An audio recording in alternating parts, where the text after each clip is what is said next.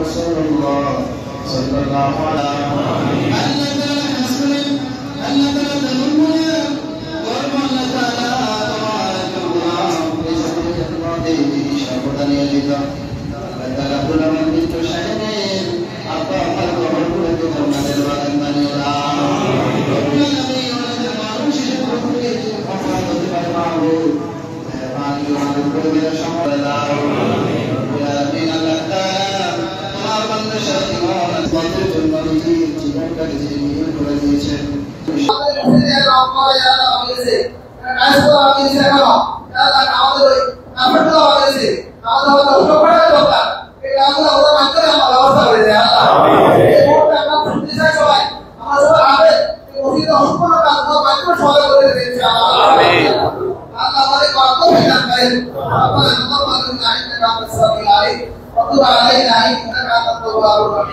سبحان ربك رب العزة عما يصفون وسلام على المرسلين والحمد لله رب العالمين আল্লাহ তাআলা মানুষে সন্তুষ্ট থেকে আল্লাহ এগিয়ে ওদের কাছে কাম নিয়ে জাতির কল্যাণের জন্য কাজ করার তৌফিক দান করে দাও আমাদের সকলকে তোমার কাজী গোলাম হওয়ার তৌফিক দান করে দাও তোমার বান্দা তোমার বিন্দু সাহেবের সুদীর্ঘ নেক তুমি দান করে দাও রব্বুল আলামিন আল্লাহ তাআলা তার মনের ভিতরে আশা আমিন।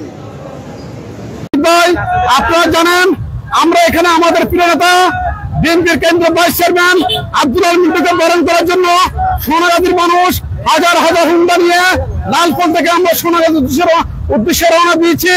আমাদের প্রিয় নেত্রী দেশনেত্রী বেগম খালেদা জিয়ার অসুস্থতার কারণে আমরা প্রোগ্রামটা সংক্ষিপ্ত করে ফেলছি। আমাদের এখন সোনাগাজী বড় মসজিদে আমাদের প্রিয় নেত্রী দেশনেত্রী বেগম খালেদা জিয়ার জন্য সর্বসাধারণকে নিয়ে মুনাজাত করা হবে। আমাদের আর কোন আজকে কোন কর্মসূচি নেই। উনি সোজা মুনাজাত শেষে ঢাকার উদ্দেশ্যে রওনা দিবে।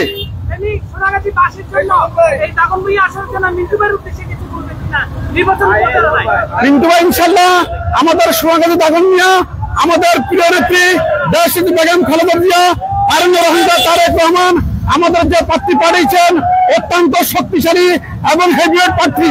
আপনারা জানেন উনি বিশিষ্ট শিল্পপতি দানশীল। উনি যদি সোনাগাজী দাগনমিয়া থেকে নির্বাচিত হতে পারে সোনাগাজী অবহেলিত জনপদকে উনি একটি মডেল উপহার দিবেন এবং উনি এমপি নির্বাচিত হলে আমরা ইনশাল্লাহ মন্ত্রিত্ব আশা করতে পেরেছি। আপনাকে